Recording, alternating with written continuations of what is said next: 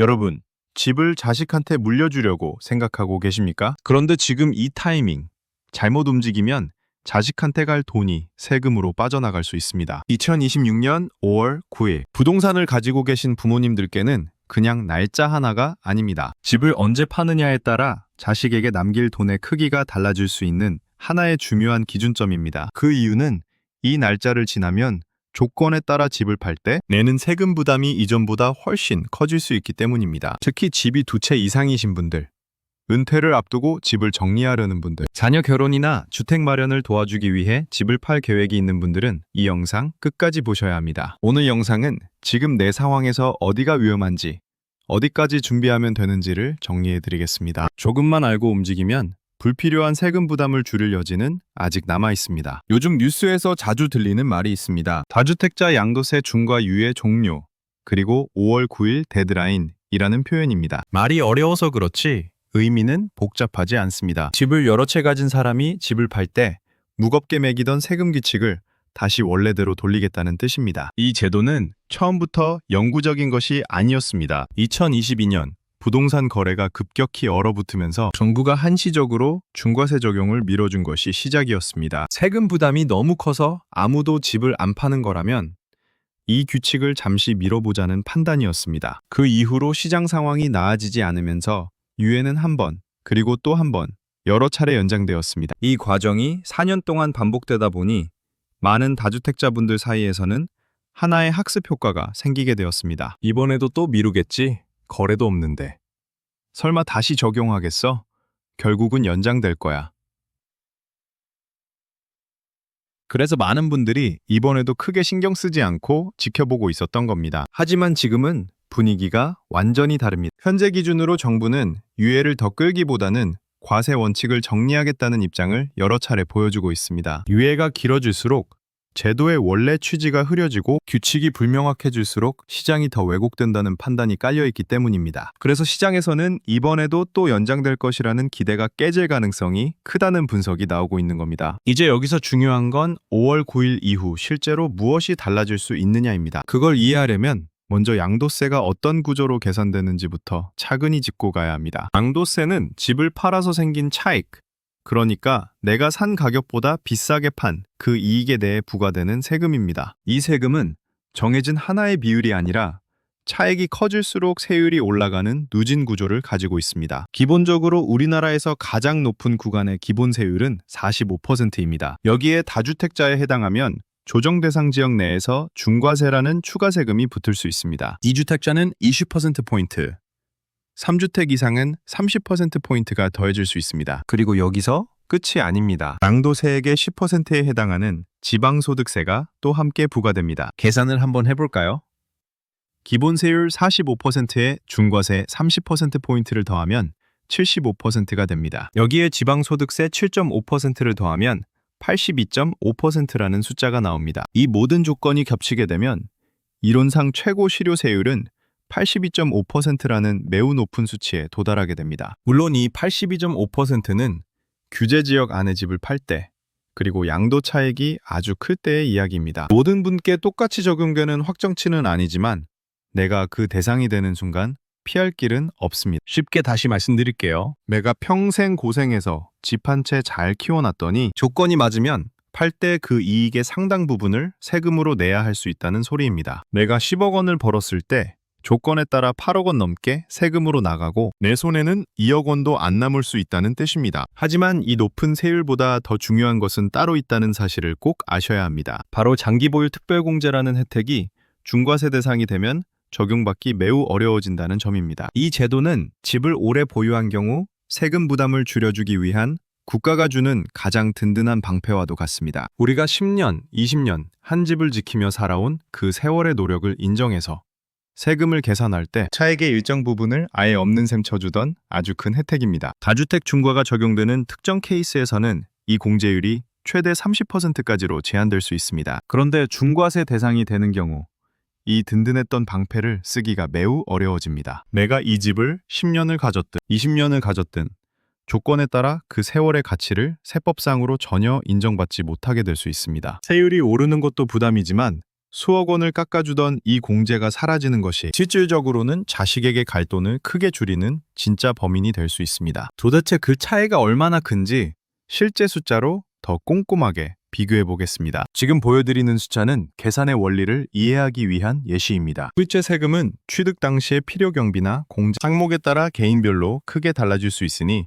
참고용으로만 보시기 바랍니다. 서울의 아파트를 한 채 가지고 계신 부모님이 15년 전에 이 집을 3억 원에 샀다고 가정해 봅시다. 지금 이 집을 팔면 13억 원의 거래가 가능해서 차익이 딱 10억 원이 났습니다. 먼저 5월 9일 이전에 집을 파는 경우를 봅시다. 이때는 유예가 적용되어 장기 보유 특별공제라는 방패를 쓸 수 있습니다. 10억 원 차익 중에서 조건을 충족하면 3억 원 정도는 공제를 받아 빼버리고 나머지 7억 원에 대해서만 세금을 계산합니다. 기본세율을 적용하고 지방소득세를 포함하면 총 세금은 4억 원 안팎에서 정리될 수 있습니다. 결국 부모님 손에 남는 돈은 대략 6억 원 정도가 되고 이 돈은 자녀에게 주택 마련 자금으로 줄 수 있는 금액이 됩니다. 자, 이제 똑같은 집을 5월 10일 이후에 판다고 가정해 봅시다. 이때는 중과 유예가 종료되어 방패를 쓰기 어려워집니다. 10억 원 차익 전부가 고스란히 과세 대상이 될 수 있습니다. 여기에 최고 세율 구조가 적용되면 세금은 8억 원 수준까지 치솟을 수 있습니다. 부모님 손에 남는 돈은 겨우 1억 7,500만 원입니다. 똑같은 집을 팔았는데 언제 도장을 찍었느냐에 따라 자식에게 줄 수 있는 돈이 6억 원에서 1억 7천만 원으로 줄어들 수 있는 겁니다. 4억 원이 넘는 거금이 단 하루 차이로 달라질 수 있는 상황. 이건 투자를 잘못해서 생긴 손해나 사기가 아닙니다. 오직 타이밍 하나를 몰라서 내 자식의 신혼집 자금이 크게 줄어들 수 있는 안타까운 경우입니다. 나는 집이 두 채뿐인데 괜찮지 않겠느냐고 묻는 분들도 정말 많습니다. 이분들도 주의하셔야 합니다. 2주택자도 조건에 따라 중과세 대상이 될 수 있기 때문입니다. 12년 전에 4억 원에 산 집을 11억 원에 팔아 7억 원의 차익이 났을 때를 볼까요? 5월 9일 전이라면 조건을 충족할 경우 공제를 받아 세금 대략 2억 원 정도 내고 5억 원을 자식에게 줄 수 있지만 이후에는 세금이 4억 원 수준으로 늘어날 수 있습니다. 자식 손을 쥐어줄 돈은 3억 원 정도로 줄어들 수 있습니다. 7억 벌어서 4억 넘게 세금 내고 나면 부모님 마음이 어떠시겠습니까? 여기서 많은 부모님이 착각하시는 치명적인 함정 여러 가지를 짚어드리겠습니다. 첫째는 내가 몇 주택자인지에 대한 착각입니다. 등기부등본에 적힌 집 숫자만 세면 절대 안 됩니다. 많은 분이 분양권이나 조합원 입주권을 집이라고 생각하지 않으십니다. 하지만 세법상 분양권과 입주권도 조건에 따라 주택수에 합산될 수 있습니다. 특히 배우자 명의 주택도 합산됩니다. 남편 명의 집 하나, 아내 명의 집 하나면 1주택이 아니라 2주택입니다. 지방에 공시가격 낮은 집 한 채 있다고 주택수에서 빠질 거라 믿으시는 것도 위험합니다. 둘째는 계약일과 잔금일의 함정입니다. 5월 9일 전에 계약서만 쓰면 끝이라고 생각하시지만 원칙적으로 양도세의 진짜 기준은 잔금을 다 치르는 날입니다. 정확히는 잔금 지급일 또는 소유권 이전 등기일 중 빠른 날이 기준입니다. 그러니까 5월 8일에 계약서를 썼어도 잔금을 5월 15일에 치른다면 원칙적으로는 중과세 대상이 될 수 있다는 겁니다. 다만 현재 정부가 제시한 보완 방향에 따르면 5월 9일까지 계약을 완료한 경우에 한해 일정 기간 내 잔금을 치르면 유예를 인정해주겠다는 방침을 안내하고 있습니다. 일반 조정 대상 지역은 3개월 이내, 작년 10월 15일에 신규로 지정된 지역은 6개월 이내에 잔금을 치르면 중과세 유예를 인정받을 수 있다는 내용입니다. 구체적으로 계산해 볼까요?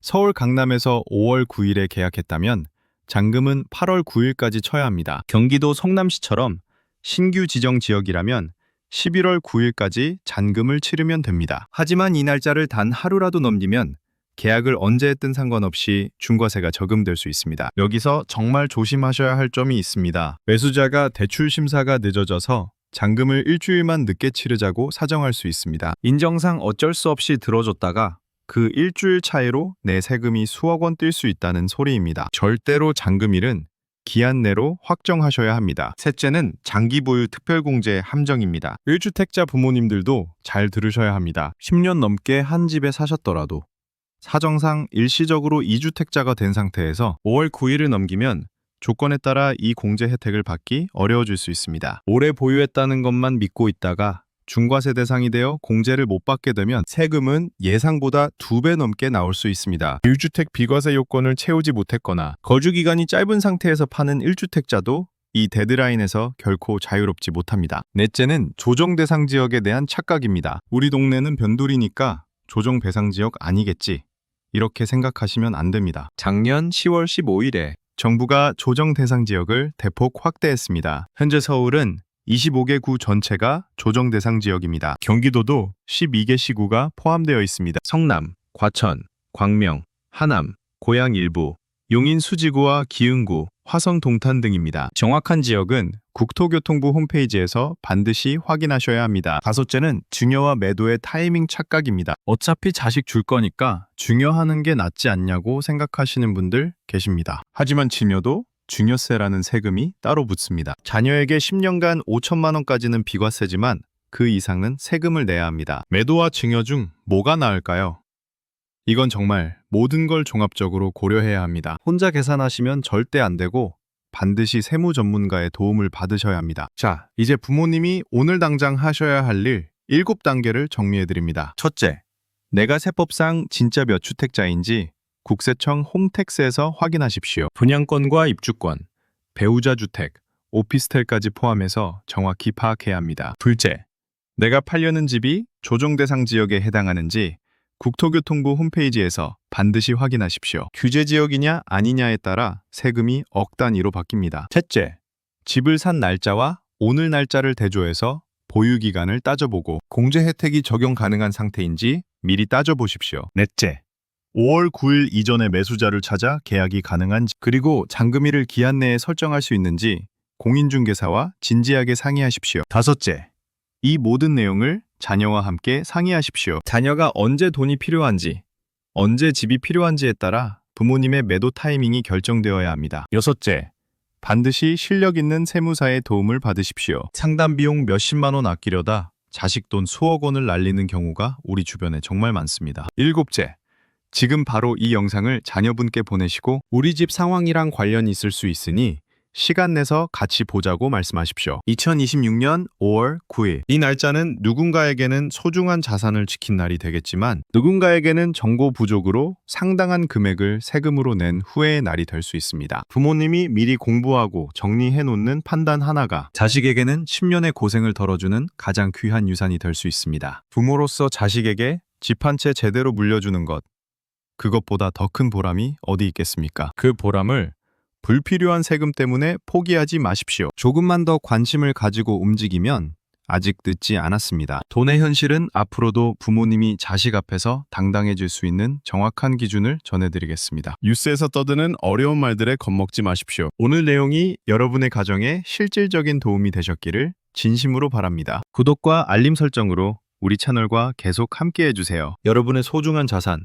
끝까지 지킬 수 있도록 제가 함께 고민하겠습니다. 지금까지 돈의 현실이었습니다. 감사합니다.